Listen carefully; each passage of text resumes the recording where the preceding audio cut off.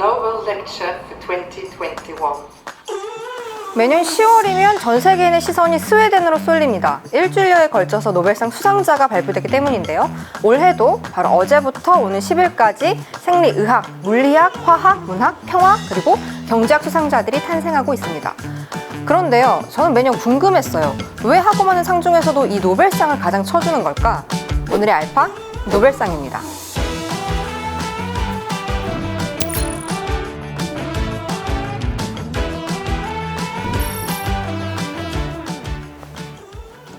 이 노벨이 다이너마이트를 발명한 사람이라는 것, 그리고 다이너마이트로 수많은 사람들을 희생시켰다는 죄책감 때문에 노벨상을 만들었다는 사실은 아마도 많이들 알고 계실 텐데요. 1901년부터 노벨상이 수여되기 시작했으니까 올해로 벌써 121년이라는 오랜 역사를 자랑하는 상입니다. 그런데 이 모든 것이 니트로글리세린이라는 화학물질에서 시작된 것도 혹시 아시나요? 니트로글리세린은 1847년 이탈리아의 소브레로라는 화학자가 합성한 물질인데요. 협심증 그리고 심근경색 환자한테 없어서는 안 될 응급약입니다. 그리고 노벨이 이 니트로글리세린을 안정화시켜서 만든 게 바로 이 다이너마이트입니다. 사람을 살리는 약과 사람을 죽일 수도 있는 폭약, 하나에서 출발해 서로 다른 결말이라니 참 묘한 연결고리죠. 심지어는 노벨 자신도 말년의 심장질환 때문에 니트로글리세린을 처방받기도 했어요. 당시에 노벨은 이야말로 운명의 아이러니가 아닌가 라고 말했다고 해요. 하지만 이 니트로글리세린과 노벨의 인연이 여기서 끝이 아닙니다. 1998년에 니트로글리세린의 인체작용 메커니즘을 밝힌 이 세 분의 학자가 노벨 생리의학상을 수상했거든요. 니트로글리세린으로부터 다이너마이트와 노벨상이 만들어지고 또 그 물질로 이렇게 노벨상도 받고, 이 연결고리가 앞으로는 또 어떻게 이어질지 지켜보는 것도 노벨상의 관전 포인트 중 하나겠네요.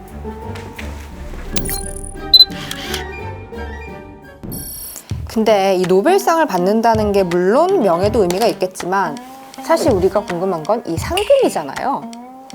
참고로 지난해 수상자들이 받은 상금은 1000만 크로나, 현재 환율로 우리 돈 한 13억 원이 조금 넘어요. 노벨이 노벨상에 써달라고 기부한 돈은 3100만 크로나, 지금 가치로 따지면 한 2000억 원 정도였다고 하는데요. 상금이 매년 달라진다고는 하지만 대충 계산해도 총 6개 부문에 각 13억 원을 상금으로 주는데 그게 120년이나 이어지고 있다? 문과인 제가 간단하게 계산해도 돈이 부족할 것 같은데 노벨재단에 아직 돈이 나와 있나요? 노벨은 유산을 safe securities, 즉 안전한 증권에만 투자해야 한다고 했는데요. 하지만 노벨재단에서는 사회적 경제적 상황의 변화와 더불어 이 안전한 증권의 의미를 재해석했다고 합니다. 현재 노벨재단은 인플레이션을 반영해 최소 3%의 수익률을 목표로 헤지펀드, 부동산 펀드, 해외채권, 주식 등으로 매우 공격적인 투자를 하고 있는데요. 노벨상이 시작된 1901년에 비해서 노벨재단의 재산이 무려 332%나 증가한 게 보이시나요? 이 정도면 노벨재단은 사실 재테크의 숨은 고수라고도 할 수 있겠네요. 그런데 여러분, 노벨재단보다도 한 수 높은 재테크 강자가 있다는 것도 아시나요? 그 주인공은 2021년 노벨평화상의 공동수상자인 러시아의 언론인 드미트리 무라토프인데요. 무라토프가 우크라이나 난민 돕기 기금 마련을 위해 노벨상 메달을 경매에 내놨고 그게 무려 1억 스위스 프랑, 지금 환율로 1453억 원 정도에 낙찰이 된 거죠.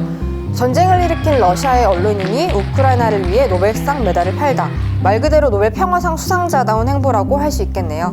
이쯤 되면 돈이 아니라 인류애를 재테크했다고도 말할 수 있을 것 같습니다.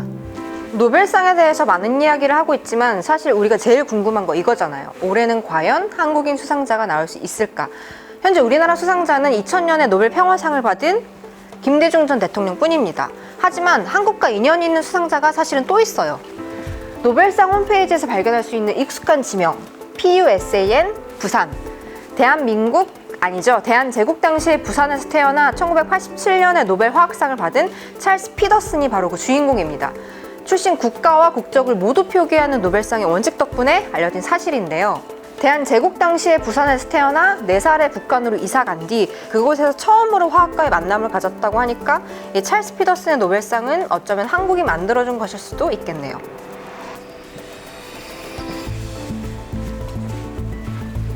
전두환 씨도 노벨평화상 후보로 추천된 적이 있을 만큼 이 노벨상은 추천과 노미네이트, 수상의 폭이 매우 넓은데요. 전원 문학작가가 아니었던 위스턴 처칠과 밥 딜런이 노벨문학상을 수상한 적도 있으니까요. 지난 120년 동안 노벨상은 개인의 영광이자 또 국가의 영예로 여겨졌었는데요. 그 상징성에 반하는 문제들이 있었던 것도 사실이죠.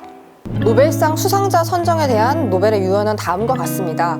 후보자의 국적, 성별을 고려해서는 안 되고 가장 공로가 많은 사람에게 수여하는 것이 나의 소원이다.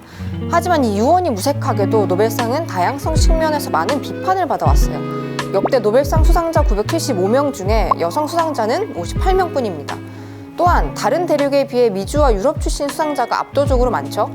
아시아의 수상자는 과학 분야의 일본 수상자들을 제외하고는 거의 없는 수준이고요.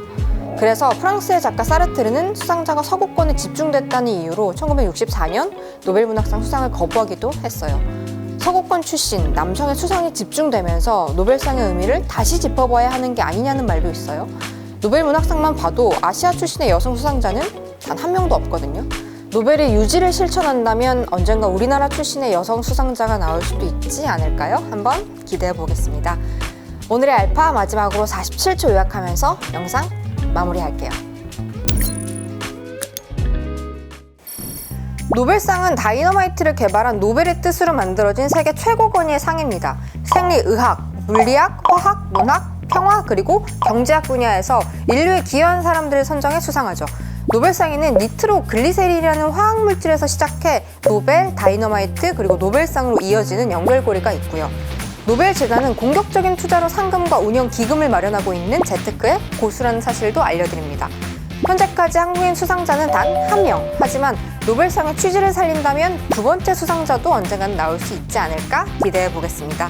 노벨상의 121주년을 맞는 올해 노벨의 유언을 실천하는, 그리고 노벨상의 가치를 증명할 수 있는 수상자가 올해는 과연 탄생할 수 있을까요?